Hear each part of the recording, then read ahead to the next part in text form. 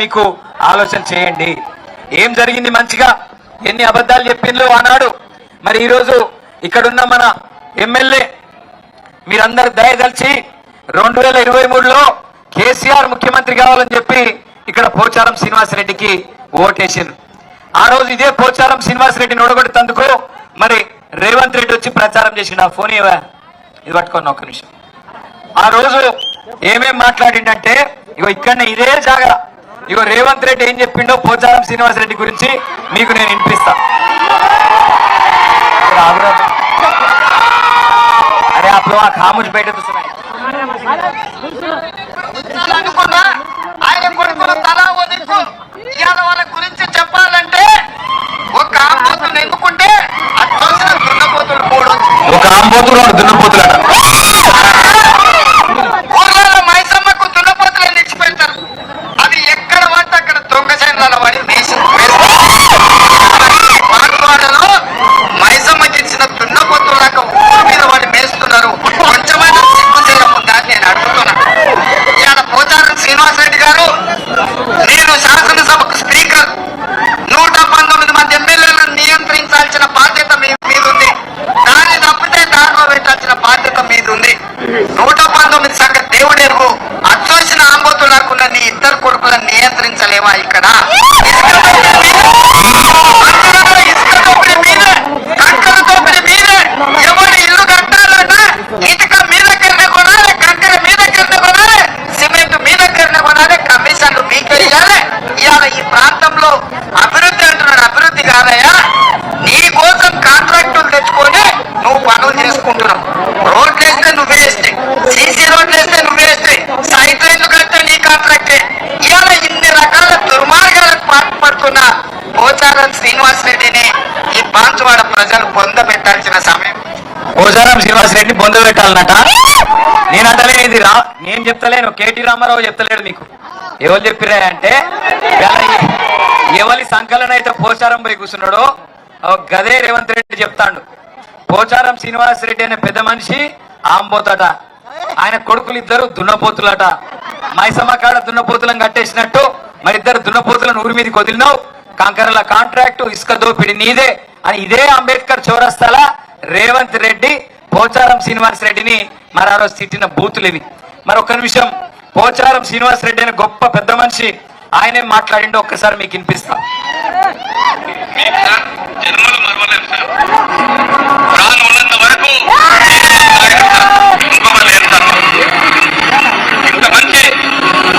ఇంత మంచి నాయకుడు నేను కూడా 42 సంవత్సరాలు చూస్తున్నాను సార్. అనేక మంది చూసిన, కానీ రకరకాల మనుషులు ఉంటాం.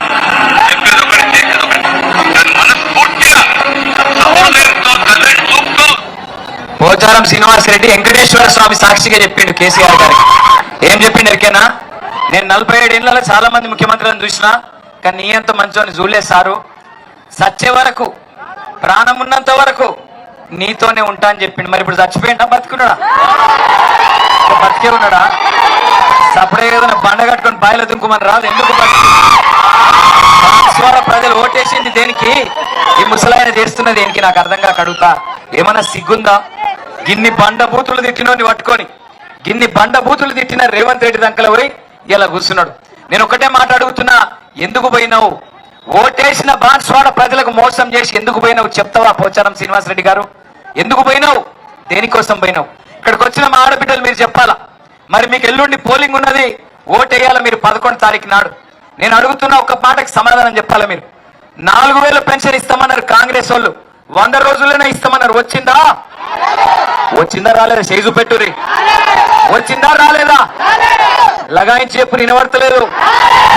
వచ్చిందా రాలేదా? తులం బంగారం వచ్చిందా? మీ బాన్స్వాడలు అబద్ధాలు చెప్తారు, నాకు తెలుసు. 4000 వచ్చింది, మీరు అన్ని అబద్ధాలు చెప్తారు. వచ్చిందా రాలేదా? నిజంగా ఇప్పుడు 4000 పడలే? మరి గాంధారిలో పడ్డాయి అంటారు, పడలేదా మీకు? తులం బంగారం రాలేదా? నెలకు 2500 పడలేదా? మరి 2500 పడితేనే ఇప్పటికి 1,00,000 రూపాయలు రావద్దా మీకు? స్కూటీలు వచ్చినాయా? తులం బంగారం వచ్చిందా? విద్యా భరోసా కార్డులు వచ్చినాయా? 6 గ్యారెంటీలు అన్ని అయిపోయినాయా? రైతులకు రైతు భరోసా పడ్డదా? 15,000 రూపాయలు వచ్చినాయా? యూరియా బస్తాలు దొరుకుతున్నాయా? మార్పు బాగుందా? అయినా సిగ్గు లేకుండా చేయి గుర్తు గుద్దుదామా? మనకు సిగ్గు లేదా? ఉందా లేదా? అదన్నా చక్కగా చెప్పురి, ఉన్నదా లేదా? మరి గిన్ని రకాలుగా హింసిస్తుంటే ఇంకా చేయి గుర్తు గుద్దుతాం, మనం గుద్దుతామా? పక్కానా లేదా? हमारे माइनॉरिटी भाइयों से बहनों से पूछ रहा हूं मैं, आपको भी वादा करे, आपको क्या बोले? माइनॉरिटी सब प्लान लाएंगे बोले। मौलाना आजाद के नाम पे तालीम तोहफा बोले, कुछ मिला क्या आपको? रमजान तोहफा వచ్చిందా చెల్లే? रमजान तोहफा मिला क्या आपको? బతుకమ్మ చీర మిలా? నై మిలాకి మిలా?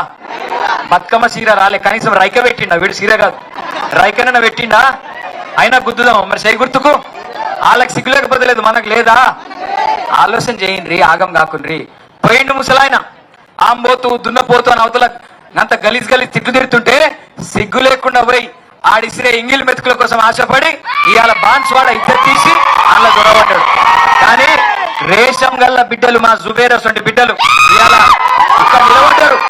పోచారం శ్రీనివాస్ రెడ్డి, నీ కాడ పైసలు ఉండొచ్చు, కోట్ల రూపాయలు ఉండొచ్చు, మా కాడ క్యారెక్టర్ ఉన్న నాయకులు, జుబేర్ లాంటి నాయకులు, బాజిరెడ్డి అన్న లాంటి నాయకులు, ఎల్లమంచల సీనన్న లాంటి నాయకులు, రత్నకుమార్ లాంటి నాయకులు, రత్నాల్ లాంటి నాయకులు బాన్స్వాడలు ఉన్నారు. అన్నిటికీ మించి బాన్స్వాడ ప్రజలు ఇలా గులాబీ జెండా ఎగరాలని కోరుకుంటున్నారు. ఉత్తుగానే కాదు, మీరు యాద పెట్టుకోండి, ఒకటే మాట యాద పెట్టుకోండి.